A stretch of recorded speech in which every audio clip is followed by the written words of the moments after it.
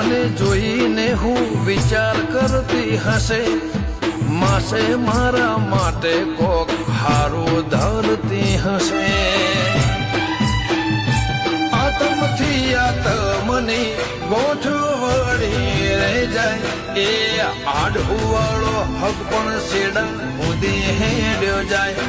આતમથી આતમની ગોઠવણી રહી જાય, એ આડુવાળો હક પણ સેડા સુધી હેડ્યો જાય. તારા હકમાં ધબકે એવા ધબકારા લખી દે, તારા ધર્મના તારા નોમના એ ગહારા લખી દે. તારા મારા દાખલા દેવાય એવી કહાની લખી દે.